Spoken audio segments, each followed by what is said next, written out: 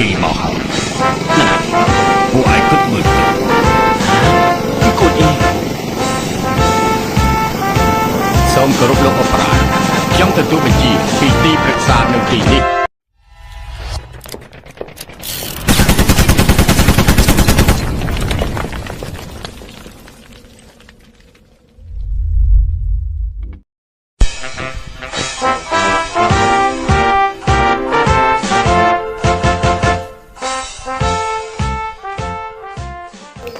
សួស្តីប្រិមិត្តដែលតែងតែតាមដាន Channel និង Page ASEAN Military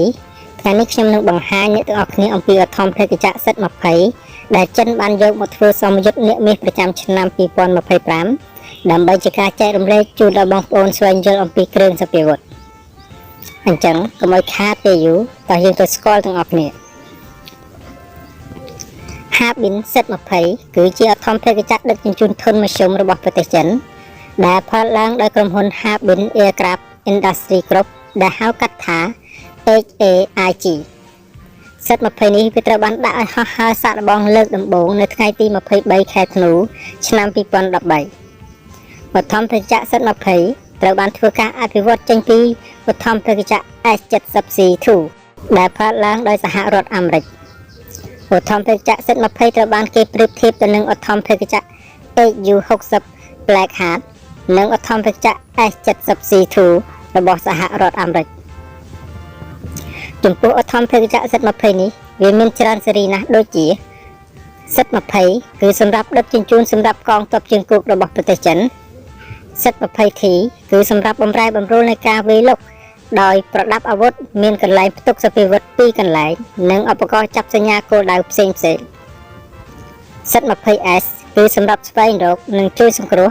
វាត្រូវបានបំពាក់ជាមួយនឹងឧបករណ៍ជួយសង្គ្រោះផ្សេងៗសិទ្ធិ20K គឺសម្រាប់ទម្លាក់កងទ័ព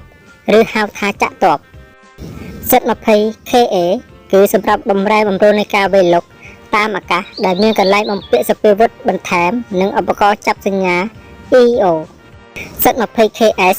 គឺសម្រាប់ប្រតិបត្តិការស្វែងរកនិងជួយសង្គ្រោះពេលកំពុងប្រយុទ្ធដែលត្រូវបានអនុវត្តក្នុងអំឡុងពេលសង្គ្រាមដែលស្ថិតនៅខាងក្នុងឬស្ថិតនៅជិតក្នុងតំបន់ប្រយុទ្ធសិទ្ធិ20J គឺសម្រាប់ដឹកជញ្ជូនសេវាកម្មឲ្យកងទ័ពជើងទឹកសិទ្ធិ20F គឺសម្រាប់កងទ័ពជើងទឹកវាត្រូវបានបំពាក់រ៉ាដានិងឧបករណ៍ចាប់សញ្ញាសត្រូវនៅខាងក្រោមទឹកហើយវាបានបំពាក់ជាមួយនឹងឧបករណ៍ Torpedo មីស៊ីលប្រឆាំងនាវាមួយទឹកផងដែរសិទ្ធិ20K PAP គឺសម្រាប់កងកម្លាំងប៉ូលីសរបស់ប្រទេសចិនបច្ចុប្បន្នសិទ្ធិ20កំពុងបម្រើការនៅក្នុងជួរកងទ័ពរំដោះប្រជាជនចិនហើយបឋមភេកជ្ជៈនេះមានតែកងទ័ពរំដោះប្រជាជនចិនតែប៉ុណ្ណោះដែលមានប្រើប្រាស់ចំពោះលក្ខណៈពិសេសនៃអធម្មភេកជ្ជៈសិទ្ធិ20នេះវាមានអាកាសយានិកចំនួន2នាក់ជាអ្នកបញ្ជាក្នុងការហោះហើរវាអាចផ្ទុកអ្នកដំណើរបាន12ទៅ15នាក់វាអាចផ្ទុកទម្ងន់នៅផ្ទៃខាងក្នុងបាន 1.5 តោនហើយវាអាចសណ្ដោងនៅផ្ទៃខាងក្រៅបាន4តោនបឋមភេកជ្ជៈនេះវាមានប្រវែង20ម៉ែត្រកម្ពស់ 5.3 ម៉ែត្រមានទម្ងន់ទទេ5តោនហើយមានទម្ងន់សរុប10តោនបឋមភេកជ្ជៈសិទ្ធិ20វាមានម៉ាស៊ីនចំនួន2គឺម៉ាស៊ីនប្រភេទ WZ10 Turbo Sharp បឋមភេកជ្ជៈសិទ្ធិ20វាមានកង្ហារឬស្លាបធំរបស់វាមានទំហំ16ម៉ែត្រចំពោះល្បឿនរបស់អធម្មភេកជ្ជៈសិទ្ធិ20វាមានល្បឿន360គីឡូម៉ែត្រក្នុង1ម៉ោងហើយល្បឿនហោះជាមធ្យម290គីឡូម៉ែត្រក្នុង1ម៉ោងវាអាចប្រយុទ្ធនៅក្នុងរយៈចម្ងាយ560គីឡូម៉ែត្រវាអាចហោះឡើងនៅក្នុងរយៈកម្ពស់6គីឡូម៉ែត្រល្បឿននៃការហោះឡើង7.1ម៉ែត្រក្នុង1វិនាទីចំពោះការបំពាក់សព្វាវុធរបស់វាវិញវាបានបំពាក់កាំភ្លើងយន្តតែមិនបានបញ្ជាក់ពីប្រភេទនៃកាំភ្លើងយន្តនោះទេ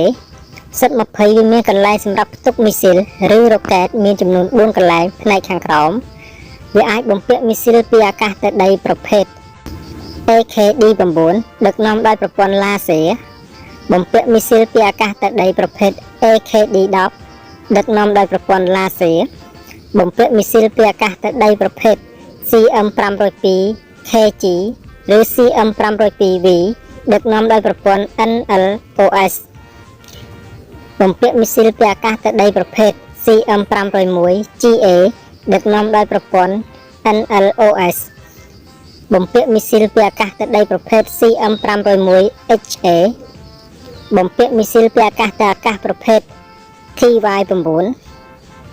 ឧទ្ធម្ភាគចក្រ Z20 វាបានបំពាក់ជាមួយនឹងបច្ចេកវិទ្យាទំនើបដូចជា EO ឬ IR sensor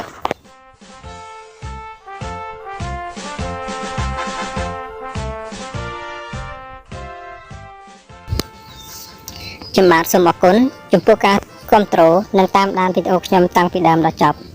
ជួបគ្នានៅវីដេអូក្រោយៗ